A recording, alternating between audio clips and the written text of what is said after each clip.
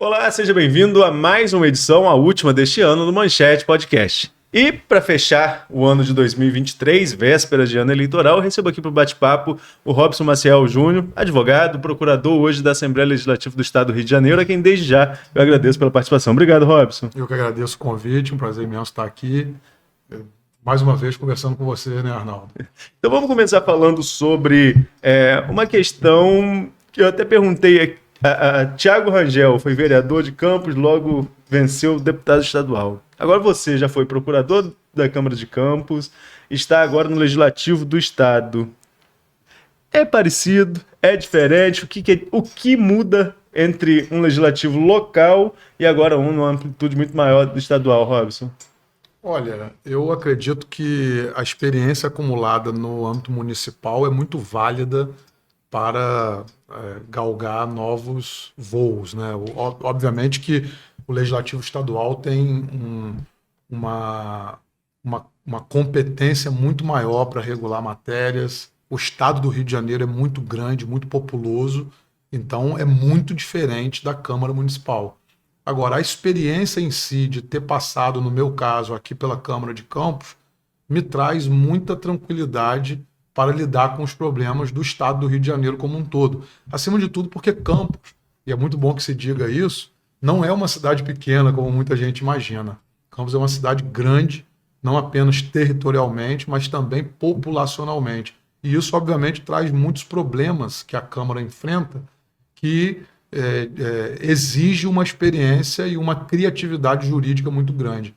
Portanto, quando, no meu caso, eu cheguei ao Rio de Janeiro para assumir o cargo de procurador-geral da Assembleia Legislativa, os problemas que eu resolvi aqui no âmbito municipal foram muito importantes, acima de tudo, para dar tranquilidade que a tomada de decisão determina. Estar à frente da condição jurídica da Alerj como procurador-geral demanda, acima de tudo, a tomada de decisão. E a tomada de decisão precisa de tranquilidade, como eu acabei de dizer. Então, foi muito válido. Agora, eu até lembro que quando o Rodrigo foi eleito, né, no próprio discurso dele já cita seu nome, e muita gente da mídia carioca começou a ver tipo uma República do Chuvisco agora na Assembleia Legislativa. Na República do Chuvisco foi quando o Garotinho foi governador do estado, aqui de Campos, e muita gente de Campos passou a fazer parte da cúpula do governo do estado. Teve que quebrar esse preconceito ou foi tranquilo ali entre os pares, entre os deputados? Entre os pares, entre os deputados, entre os servidores da Alerj, nunca houve nenhum tipo de comentário ou sentimento nesse sentido. Isso partiu mais da imprensa. Eu acho que a gente estava conversando até agora há pouco, antes de entrar no ar, sobre a fusão do Estado do Rio de Janeiro. Eu acho que isso é uma herança do pós-fusão. Ainda há um preconceito na capital em relação a quem vem do interior, seja do norte fluminense, seja do sul fluminense. E isso eu acho que não tem mais espaço. A gente faz parte de um estado do Rio de Janeiro, o estado é um só, então não interessa se você é do norte ou é do sul, o que interessa é que você é do estado do Rio de Janeiro, e mesmo que não fosse, né, Arnaldo? A gente está falando de cargos da alta administração do Poder Legislativo, que exige, acima de tudo, condição técnica para estar lá. Então, se a pessoa for de São Paulo, de Minas Gerais, e tiver condição técnica de estar no cargo, está habilitada. Agora, só fazendo uma complementação, é mais que natural que o Rodrigo Bacelar, sendo oriundo de Campos dos Goytacazes e tendo uma história, tanto na advocacia quanto na atividade político-partidária aqui na região, busque quadros técnicos que têm relação de confiança e que ele, acima de tudo, saiba e consiga chancelar a qualificação técnica dessas pessoas. Então, não tem nada de mal nisso, pelo contrário, eu acho que é muito esperado, bom, né? Exatamente esperado, e acima de tudo oxigena a própria política e os próprios quadros da capital. Então, quando chega alguém do interior com condição e que pode obviamente, desempenhar aquela função, é mais uma pessoa que surge dentro dessa estrutura governamental e é muito saudável que assim seja. Então, isso para mim nunca foi problema, pelo contrário, é motivo de muito orgulho dizer que sou daqui de Campos, que passei por aqui. Eu, particularmente, tenho uma vida já muito antiga com o Rio de Janeiro, eu já tinha escritório de advocacia no Rio, eu já estou envolvido com a capital há muitos anos. Eu, na verdade, voltei para assumir a Procuradoria da Câmara, num convite que recebi, mas tenho muito orgulho de ter começado aqui em Campos, ter estudado e me formado aqui na Faculdade de Direito, e acho que isso é motivo de engrandecimento para todo o Estado, inclusive para a nossa capital. Robson, e qual seria, assim, nesse primeiro ano? Depois eu vou falar um pouquinho daquele 2 de fevereiro, mas vamos para o assunto mais leve. Mas qual seria, assim, nesse primeiro ano que você classificaria como o maior desafio na área jurídica enquanto procurador da Alerj? Olha, Arnaldo, essa é uma pergunta muito difícil, porque a gente teve muitos desafios, desafios imensos. Foi um ano, o primeiro ano já traz a tendência de ser um ano mais desafiador, porque é onde um novo grupo se estabelece, novas pessoas assumem. Então a gente teve, por exemplo, votação de delegado de Polícia Civil, que tivemos que mudar a lei orgânica para a assunção de novo secretário. Tivemos desvinculação de receita estadual de fundo público, que também demandou muita energia. Mas eu acho que hoje a gente está diante do maior desafio como Procuradoria Legislativa, que é o caso da deputada afastada por conta de envolvimento com a milícia. Juridicamente, eu acho que esse, sem dúvida, é o maior desafio técnico que cabe a mim tomar uma decisão de dar um parecer e definir o caminho que vai ser desempenhado pela casa. E já tem prazo para esse parecer? Os prazos estão suspensos por esse período de fim de ano? Como que fica a situação? Os prazos não estão suspensos. Na verdade, o processo está comigo. Eu estou terminando o parecer para liberar esse documento para os órgãos internos da casa, e isso provavelmente ainda será essa semana, a liberação do meu parecer. A casa não deve votar esse ano ainda, né? Olha, eu não consigo dar essa previsão, porque a gente tem na casa uma divisão entre órgãos técnicos e órgãos políticos. A minha atribuição é de órgão técnico, de elaborar um parecer e definir, sugerir um procedimento interno a ser tomado. A votação, o julgamento jurídico-político cabe a dois órgãos importantes, que é a Comissão de Constituição e Justiça e o plenário. Então isso depende também de agenda que não cabe a mim prever. Então eu não teria condição, pode ser que seja votado ainda essa semana, pode ser que seja votado no pós-ano novo. Eu não tenho condições de fazer essa previsão. Mas o trâmite ainda vai passar pela CCJ e depois via plenário. Exatamente. Então, seu parecer... Meu parecer é o início. É o início. É o início. Então, se a gente pegar mesmo, até por questão de tempo, nós estamos na quinta-feira, né? Perfeito. Quinta, sexta. É muito difícil. Improvável, mas não é impossível. Não é impossível. É muito difícil conseguir votar num tempo tão curto. E é muito bom que se diga que uma boa parte das pessoas, e às vezes até a própria imprensa, confunde os prazos.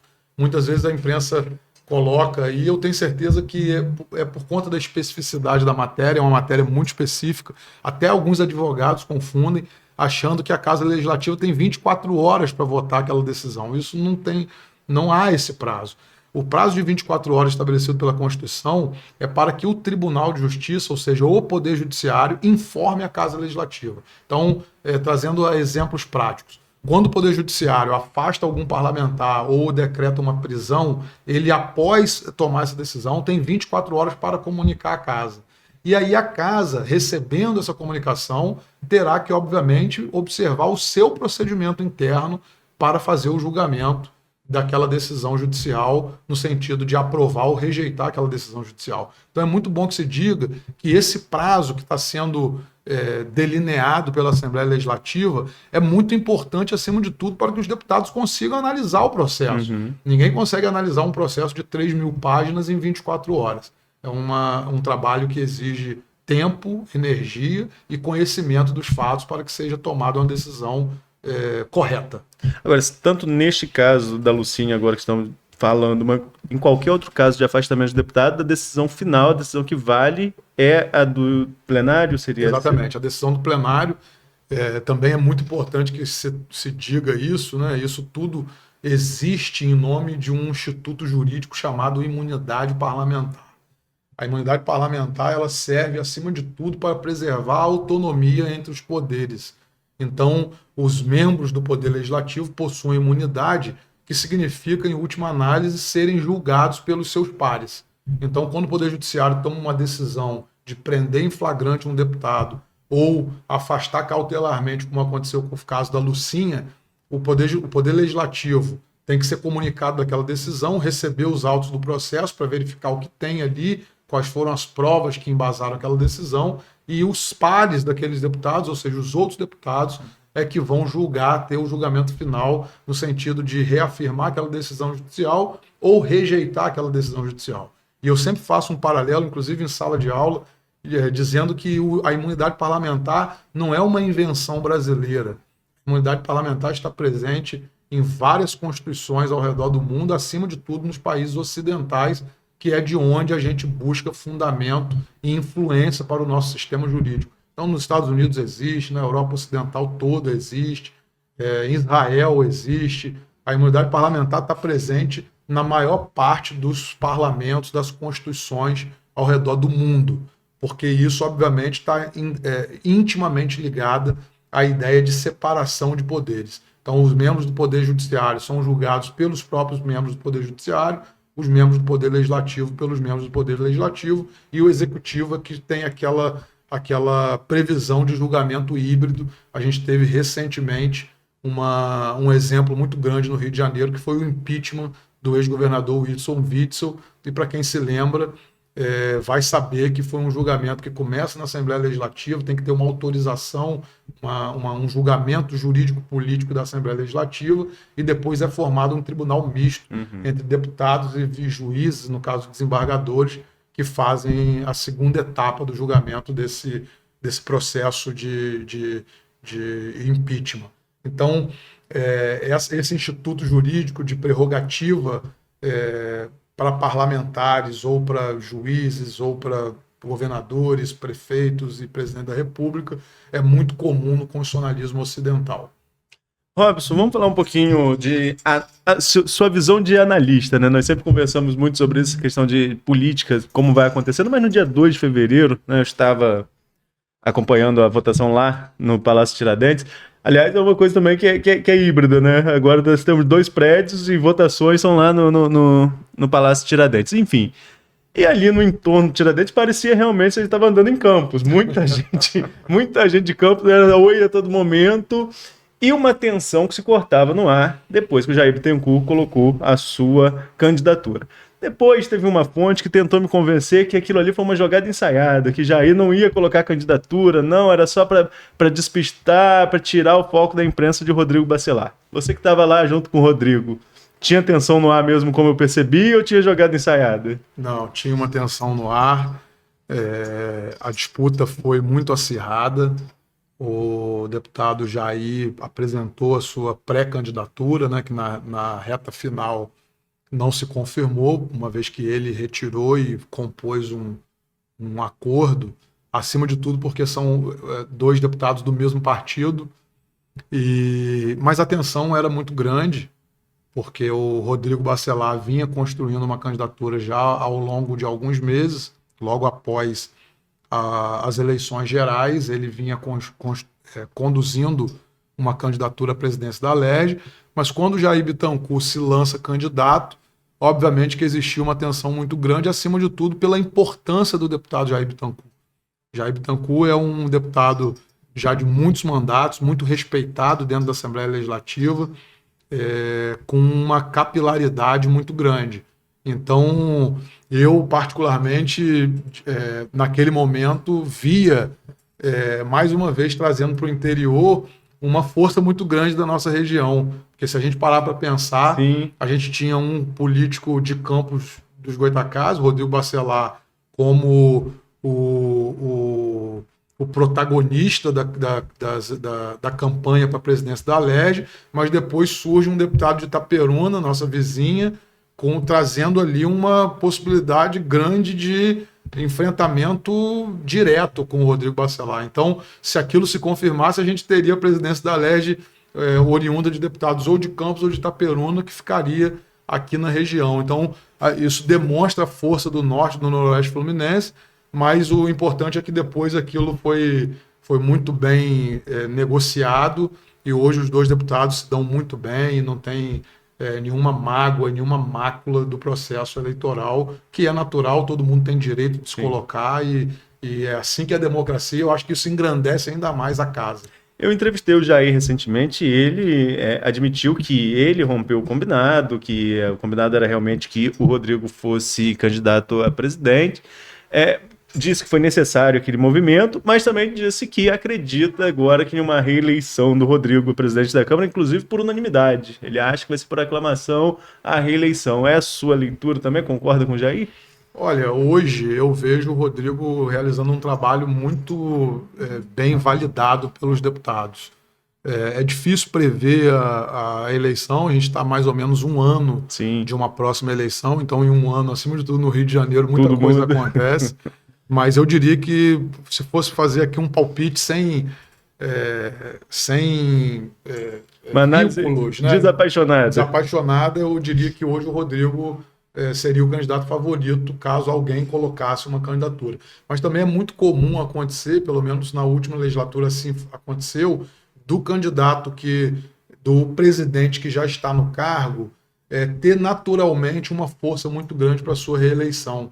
Porque a gente tem, obviamente, uma possibilidade muito grande daquele presidente que vem desenvolvendo um bom trabalho acomodar os interesses internos de negociar a sua recondução, e isso acontece muito naturalmente em vários lugares do Brasil, assim como no Congresso Nacional. A gente vê que normalmente o presidente do Senado se reelege, é permitida uma recondução, o presidente da Câmara a mesma coisa, por razões naturais.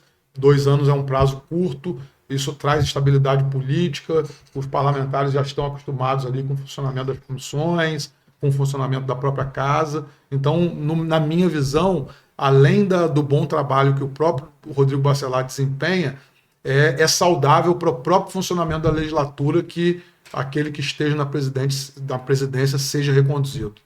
Robson, a gente vai falar também sobre política de campos, mas eu vou deixar esse assunto para o final. Eu queria falar um pouco de política estadual nesse momento da nossa conversa. Como que você vê essa relação de Rodrigo, presidente da LERJ, aliado do governador Cláudio Castro, com o próprio governador Cláudio Castro, e a relação institucional legislativo, executivo estadual? Parece ser muito mais tranquilo do que legislativo e executivo em Campos, né? Sem dúvida, é muito mais tranquila. Não é segredo para ninguém que o Cláudio Castro e o Rodrigo Bacelar, respectivamente governador do estado e presidente da Assembleia, pessoalmente têm uma relação muito amistosa, e isso obviamente que facilita as coisas, mas é também natural que em alguns momentos haja divergência, seja porque um está buscando pautar os interesses do Poder Executivo e o outro do Legislativo, seja por conta dos problemas cotidianos como um todo. Isso faz parte da democracia. Então eu vejo no âmbito estadual um ganho muito grande para o estado do Rio de Janeiro, a relação hoje não só do Rodrigo Bacelar com o Cláudio Castro, mas também com o presidente Ricardo Cardoso, que é o presidente do Tribunal de Justiça. Hoje a gente está vivenciando no estado do Rio de Janeiro uma relação muito harmônica entre os três poderes, mas também muito independente. Eu acho que os três estão tendo maturidade de ter harmonia na relação interpessoal, porque isso é imprescindível, né, Arnaldo? É muito ruim quando um chefe de poder não gosta do outro, Sim. ou tem um problema de tratamento, ou uma dificuldade até de sentar e estar no mesmo ambiente. Então hoje isso não se passa dentro do Rio de Janeiro, a relação é harmônica, mas acima de tudo eu vejo uma maturidade onde os três poderes entendem que essa relação é harmônica, mas ela é independente. Então quando eventualmente o Legislativo, através do Rodrigo Bacelar, toma uma decisão que em tese desagrada os interesses do Executivo, o governador tem a maturidade de entender que não é o Rodrigo Bacelar na pessoa física dele fazendo algo para beneficiá-lo ou porque está querendo prejudicar o outro. É porque ali é um poder, o Poder Legislativo do Estado do Rio de Janeiro tem 70 deputados de vários partidos políticos, de várias condições ideológicas, e o presidente é o representante desse colegiado de 70 pessoas. E a mesma coisa acontece no Poder Judiciário. Então, quando o Poder Judiciário institucionalmente toma uma decisão ou tem alguma medida que, em tese, desagrade o poder legislativo ou desagrade o poder executivo, os chefes desses poderes têm maturidade o bastante para entender que é uma decisão institucional do Poder Judiciário na sua autonomia, mas que isso em nada aflige ou afeta a autonomia e a harmonia entre esses três poderes. Isso é muito bom e tem sido motivo de muito orgulho para a gente que está inserido dentro desse processo. Agora eu vou passar para você aqui uma visão. Só tive lá no plenário uma vez, né? E fiquei acompanhando lá a sessão. Foi até no dia que a Lucinha discursou sobre o sequestro dela, né? Enfim. E uma impressão que eu fiquei de alguns deputados é que tem gente que vai para lá mais para fazer discurso ideológico do que para apresentar proposta. Vai para lá fazer um palanque para a rede social, para fazer aquele cortezinho, botar no Instagram e ganhar engajamento. Essa política de disputa de direita e esquerda, você acha que isso ainda vai durar muito tempo no país? Como eu estou vendo nessa legislatura dentro da Assembleia? Aí é uma visão minha, não estou falando que é a sua minha visão, estou vendo em alguns deputados ainda, levam para o plenário esse embate direita e esquerda. Será que isso ainda vai perdurar no país por muito tempo? Qual a sua análise? Olha, Arnaldo, eu acredito que esse seja um debate que ainda vai durar muito no Brasil. Eu acho que hoje a pauta de costumes é o que define a maior discussão política do Brasil e é natural que isso esteja presente em toda e qualquer casa legislativa, está presente na Câmara Federal, está presente no Senado, e isso vai se repetir com muita naturalidade, e eu vejo que não é apenas no Brasil, isso está presente ao redor do mundo como um todo, acima de tudo o mundo ocidental, que é onde a gente mais acompanha. A falta de costumes é o que, na minha opinião, divide mais as pessoas hoje em dia e, por essa razão, acaba pautando mais as discussões. Então, na minha análise, vai permanecer por muito tempo. E você acha que acaba ficando de lado o assunto mais importante que necessitava discutir, falando em prática? Porque quando se discute costume, discute uma coisa que nem dificilmente vira lei, dificilmente vira um projeto de lei em relação àquele assunto. Fica naquela discussão se pode, se não pode, se é ou se não é, né? E não vai para uma discussão mais ampla em relação a projetos. Falo isso porque também nesse dia conversei com alguns deputados e teve deputado que falou, olha, eu tinha uma ideia, pensei que ia chegar aqui e ia apresentar tal projeto. Mas esse projeto já é lei aqui, eu nem sabia que é lei ainda. Então não precisa, às vezes, intensificar o que é lei, o que a Assembleia já discutiu de importante para a população, ao invés de discutir costume. Essa é a minha visão. O que você acha? Eu acho que a gente tem alguns problemas na engenharia constitucional brasileira que acaba dificultando muito o trabalho do deputado estadual e do vereador. A gente tem um traço, uma característica na Constituição de 88 de concentrar muita competência no governo federal, na União Federal, melhor dizendo, e deixar muito pouco para os estados e municípios, invertendo uma lógica que seria muito saudável que fosse o inverso, com perdão da redundância. Então, eu vejo que a gente vive um país muito centralizado, e acaba sobrando pouco espaço para o deputado de um estado, por exemplo, como o Rio de Janeiro, extremamente populoso. Nós somos um país, se a gente parar para pensar, em termos de população. Sim. E nosso território não é dos maiores, mas também não é pequeno. E em termos de população, a gente é imenso. Nós temos 17 milhões de pessoas e temos decisões para tomar a todo custo. Eu estava recentemente fazendo uma discussão, por exemplo, sobre a falta de energia elétrica que aflige e afeta todo o estado do Rio de Janeiro hoje, e a gente tem um problema nessa pauta relacionada à competência. Quando seria muito saudável que a gente tivesse aqui autonomia para fiscalizar, para exigir e para tomar decisão sobre um serviço tão essencial como a energia elétrica. Então eu vejo hoje, muitas vezes, o vereador e o deputado com uma dificuldade muito grande de competência mesmo de realizar coisas que são importantes para eles, que eles trabalham, que eles defendem e rodam, às vezes, o seu estado, o seu ambiente, defendendo aquela pauta. Então eu defendo muito que a gente consiga rediscutir essa distribuição de competência, acima de tudo, para fortalecer o Estado e o município. Em relação a Enel, você tocou um assunto importante para todo mundo, fugindo dessa caixinha da política até, de direita e esquerda. Porque essa aí é unânime, todo mundo reclama da Enel, pode ter o posicionamento político que tiver. Isso é uma coisa, qualquer município que é atendido pela concessionária tem reclamação. A competência, o Estado chegou a abrir uma CPI, mas a competência seria da ANEEL, seria isso? Exatamente. A competência é federal, é da ANEEL.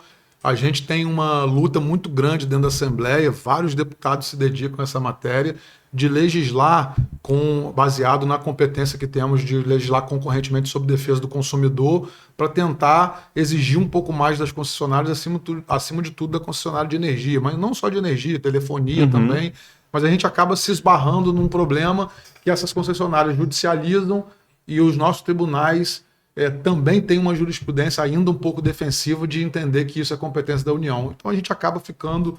Porque realmente é estranho, né, Robson? Porque, por exemplo, não que eu esteja tão velho, mas eu ainda lembro da Serg, companhia estadual, né, de energia. Se era estadual, a concessão já não era estadual para quando vai leiloar para outra, para iniciativa privada? Era uma concessão, a companhia era estadual, mas a concessão era federal. Mais ou menos com o que acontecia com a SEDAI também, muita gente confundia, né? A SEDAI é uma companhia estadual de água e esgoto, mas as concessões de saneamento de água e esgoto são municipais. Mas ele não foi o Estado que leiloou? Também não parece... Mas ele leiloou numa organização de bloco dos municípios para ter mais poder de negociação no oferecimento dessas novas concessões, acima de tudo pelo know-how que o Estado tem para organizar uma concessão do porte como foi e trazer interesse para quem iria disputar e concorrer naquela concessão. Mas o poder concedente, no caso de água e de fornecimento de água e saneamento, é o município. A gente tem aqui o exemplo da Águas dos Paraíba, que presta contas ao município de Campos dos Goytacazes. E isso vai se repetir em todos os municípios do Brasil. Na questão da energia era a mesma coisa. Vamos falar um pouquinho, então, sobre desafios para 2024. O Rio de Janeiro, você que está agora inserido nesse contexto, dentro de um poder legislativo que acompanha e fiscaliza o executivo, qual vai ser o maior desafio do Rio de Janeiro em 2024? Parece a questão do déficit financeiro aí no orçamento. É isso mesmo? É isso. Hoje o maior desafio do Rio de Janeiro em termos políticos orçamentários é o que a gente chama de regime de recuperação fiscal. Esse é um tema desafiador. O Rio de Janeiro já vem enfrentando o esgarçamento desse tema desde ali dos anos de 2016, quando faz o primeiro enquadramento ao regime de recuperação fiscal 16-17, e isso se intensificou no ano de 2021 e 2022, onde houve o segundo enquadramento ao regime de recuperação fiscal. A dívida do Estado do Rio de Janeiro é muito grande, e depois de ter feito o enquadramento no ano de 2022, a gente teve um descompensamento orçamentário decorrente das alíquotas de combustíveis. Para quem se lembra, houve uma lei federal que reduziu a alíquota do combustível, e isso mexeu na previsibilidade, na previsão de receita do Estado do Rio de Janeiro para o ano de 2023. Então, hoje a gente tem um déficit grande de mais ou menos 8 bilhões de reais, 8,5, mas o governo estadual tem trabalhado muito para compensar essa dívida, negociando com o governo federal novas condições de pagamento. Hoje a gente já tem um regime em curso que permite uma condição um pouco menos dura para pagamento dessa dívida, mas isso ainda vem sendo discutido para tentar ainda mais melhorar essas condições de pagamento. Então, hoje, eu diria que o grande desafio político orçamentário do Rio de Janeiro é o regime de recuperação fiscal. E, na minha opinião, o maior desafio do Estado em si é a segurança pública, é o nosso calcanhar de Aquiles. Não que a gente não tenha outros problemas, a gente tem problema com saúde pública, com educação, com transporte, e não são menos sérios, mas eu acho que hoje o problema da segurança chegou a níveis inaceitáveis, né? Não só na capital do estado do Rio de Janeiro, mas também em boa parte dos municípios do interior. A gente vê, eu sou daqui de Campos e sempre venho a Campos, e a gente vê hoje em Campos problemas que a gente há 10 anos, 15 anos atrás não via. Macaé também tem muito problema com segurança pública, Cabo Frio, e isso vem se repetindo em muitos municípios do interior, e eu vejo que hoje esse é o maior calcanhar de Aquiles, eu diria que é a segurança pública, e a gente precisa ter uma energia muito grande nisso. Vamos para Campos para a gente ir fechando o nosso bate-papo. Não posso deixar de te perguntar esse impasse executivo-legislativo em relação à LOA. Aí o executivo agora vai fazer, fez, na verdade, uma audiência pública, convocou uma audiência pública para discutir a lei orçamentária. O legislativo não dá indício de que vai colocar para votar. Será que agora você está no Rio e está sendo mais tranquilo do que está em Campos? Olha, Arnaldo, eu vou ser bem honesto que Campos eu acompanho mais pelo noticiário. Eu brinco que a gente que é de Campos pode sair de Campos como for, mas a gente todo dia lê os meios de comunicação aqui da cidade porque nos interessa. Eu passo boa parte da semana no Rio de Janeiro, então não estou tão por dentro dos detalhes desses casos, mas acompanho, leio todos os dias e eu vejo que estar no Rio não é mais tranquilo, não. Os problemas lá são mais profundos, obviamente, pela dimensão do estado como um todo, um estado muito grande, muito populoso. Mas eu estou sempre acompanhando, eu torço que Campos consiga chegar num bom termo, num bom entendimento. Eu vejo que o prefeito e o presidente estão, acho que, discordando de alguns pontos do projeto de lei orçamentária que foi enviada para a Câmara, e pelo que eu peço até aqui que se eu tiver confundido algum ponto é porque eu leio pela imprensa, mas me parece que o projeto foi devolvido para correção e aí se estabeleceu o impasse, né, onde um chefe de poder entende de uma forma, o outro entende de outra, e eu torço que eles se entendam e, obviamente, que seja, caso isso não aconteça no prazo dessa semana, que é o prazo onde o ano se encerra, que os mecanismos legais de execução orçamentária provisória até que isso seja definido, seja utilizado pelo Poder Executivo, porque eles existem. É muito bom que diga que existem. Exatamente essa pergunta que eu ia te fazer.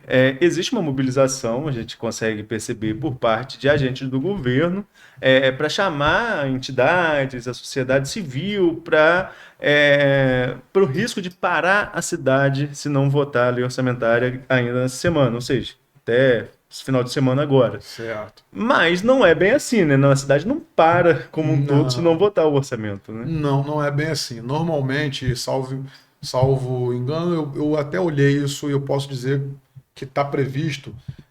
Isso se repete na maioria dos municípios do estado.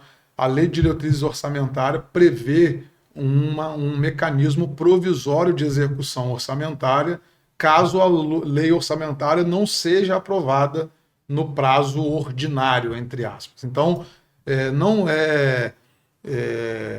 é uma característica só de Campos. Eventualmente acontece da lei orçamentária não ser aprovada naquele prazo estabelecido pela lei orgânica.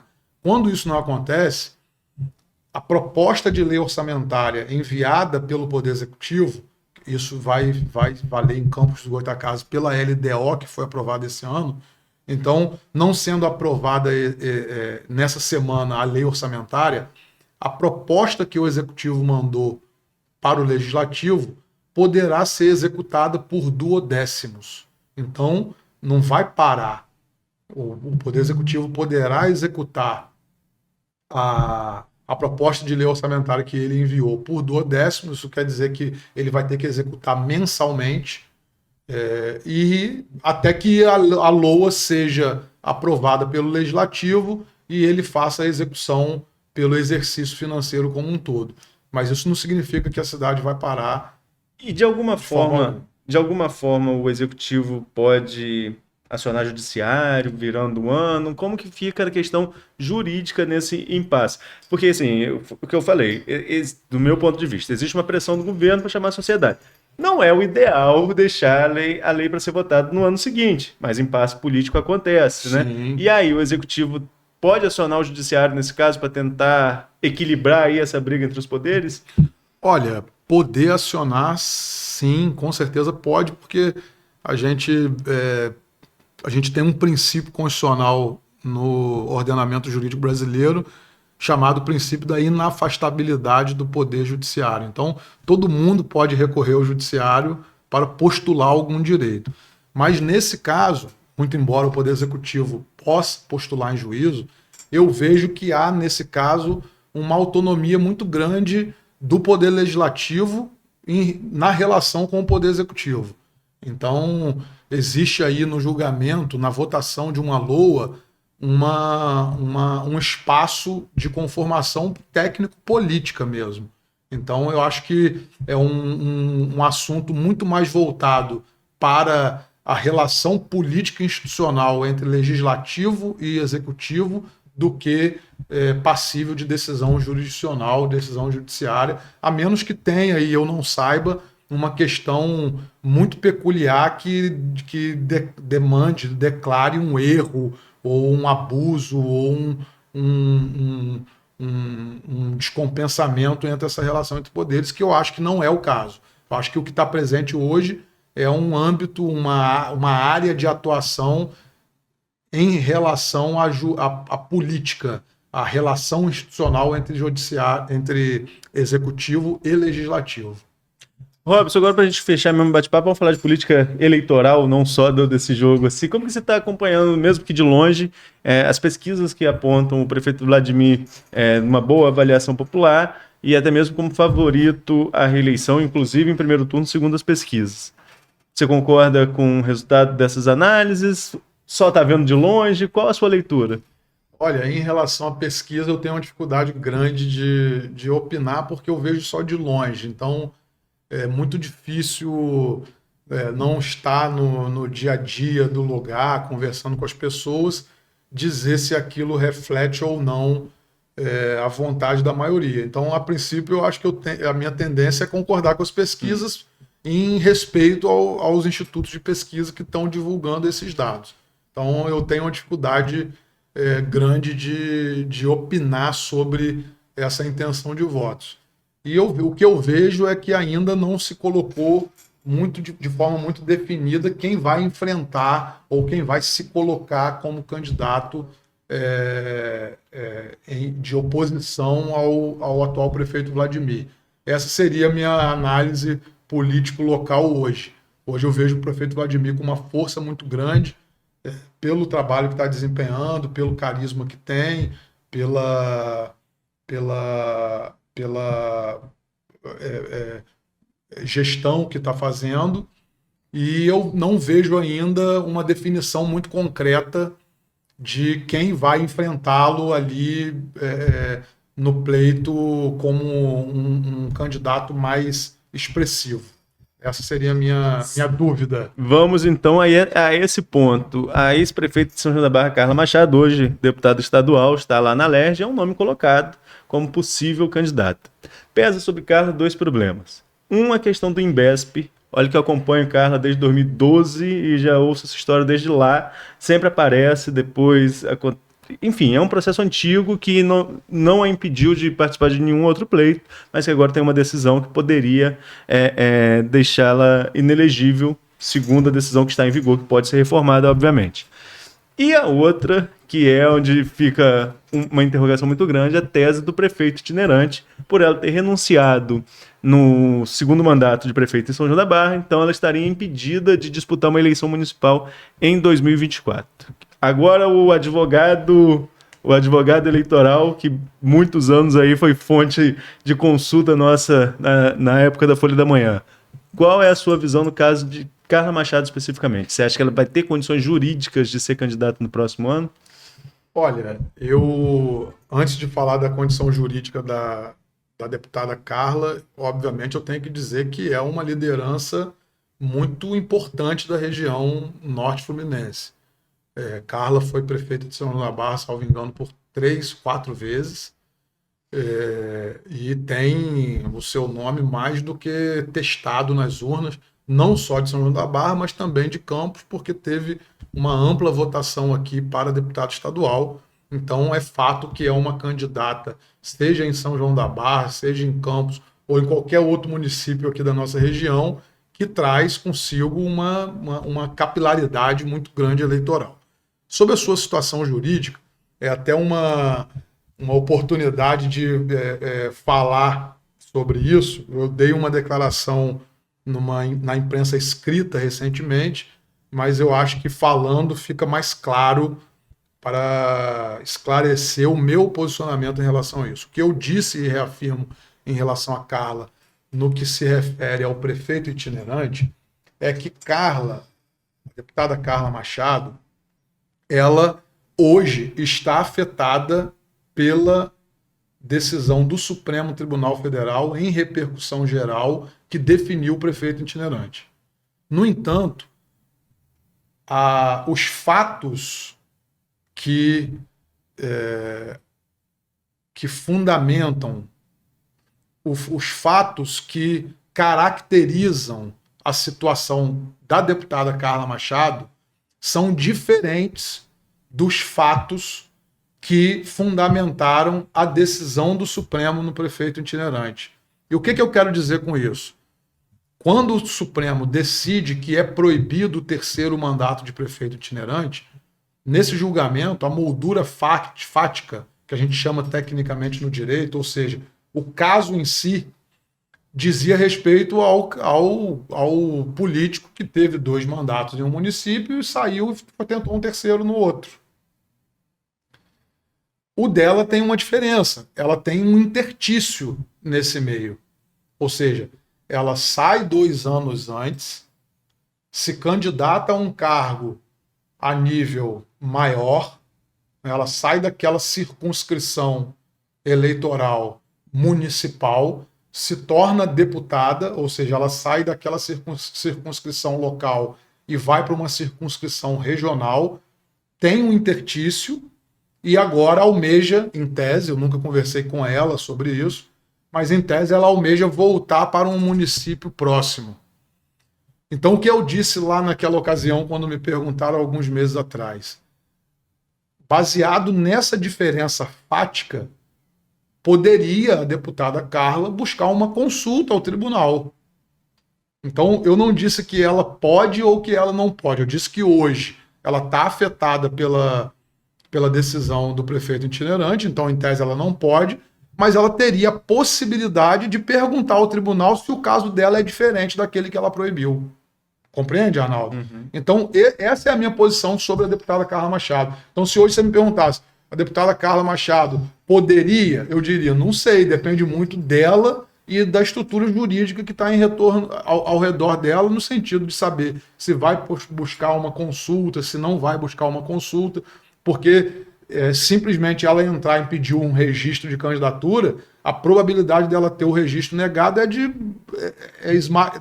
muito grande, porque ela vai ser afetada pela tese do prefeito itinerante.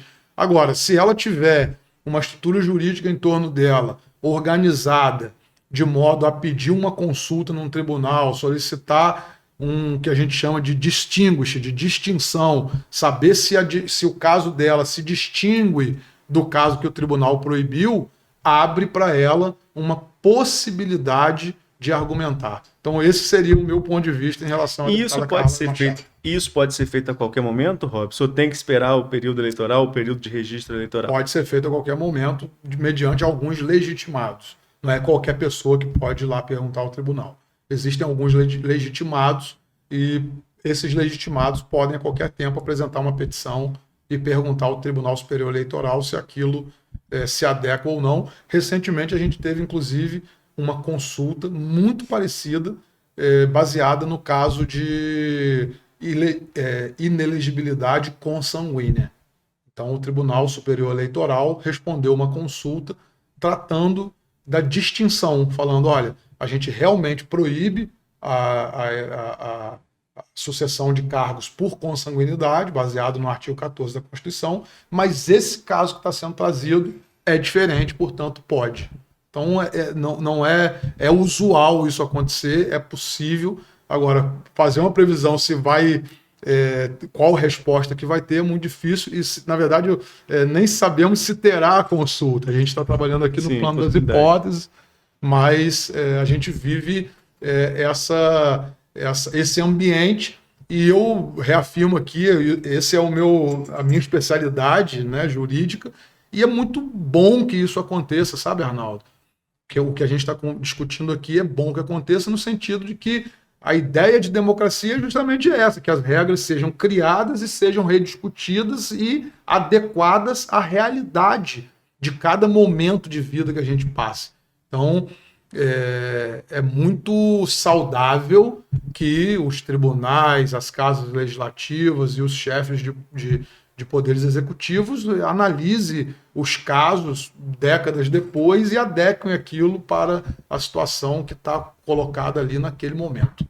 Só para trazer aqui como esclarecimento, no caso do Inbesp que eu citei, ela teve uma decisão favorável em primeira instância e perdeu numa dividida em segunda, né? Então, assim, pode ser rediscutido ainda. Exatamente. Esse caso, eu não conheço o caso, então assim, eu guardo aquela máxima da advocacia de não comentar casos que eu não conheço. Mas falando aqui, me ressalvando o direito de falar, por se tratar de uma pessoa pública, como a deputada Carla Machado, e o próprio processo ter sido divulgado de forma muito ampla nos meios de comunicação, eu acho que, como você bem colocou, eu vi ali que é um caso que já teve decisão favorável a ela, aí depois teve uma decisão contrária, salvo engano, depois teve uma favorável de novo, e aí em recurso reverteu por maioria apertada. Então, eu não conheço a discussão, mas obviamente que se está nesse ambiente de revisão de decisões, ora favoráveis, ora contrária, a gente presume, pode ser que ela tenha êxito num recurso para as instâncias extraordinárias, para as instâncias superiores, Supremo Tribunal Federal e Superior Tribunal de Justiça. Robson, nosso bate-papo seria de 20 minutos a meia hora, mas já passamos um pouquinho, porque a conversa sempre flui. Queria agradecer novamente sua participação aqui e já deixar o convite aberto pro próximo ano eleitoral. A gente tem que falar com quem entende de eleições, né? Por favor, pode ter certeza que eu volto. A gente combina um dia, um horário. Um final de semana. Um final de semana. É um prazer muito grande estar aqui conversando com você. A gente se conheceu já há alguns anos nesse ambiente que a gente comentou aqui no início. Sim. De Câmara Municipal e nos enfrentamentos que tivemos aqui nas questões que envolviam o município de Campos. Eu acompanho o seu trabalho, sei da sua seriedade, te parabenizo por isso. Você é um jornalista sério, comprometido e que traz uma comunicação, acima de tudo, desapaixonada. Isso é muito bom para quem te acompanha e para quem precisa consumir a informação de uma forma mais genuína, porque a gente sabe que informação é tudo, né, Arnaldo? Com certeza, Robson. Obrigado. E a você que nos acompanhou até agora, muito obrigado pela sua companhia, não só hoje, nesse primeiro ano desse projeto novo, que é o Manchete Podcast. Eu espero vocês já no início de 2024. Dia 8 de janeiro a gente está de volta. Até lá!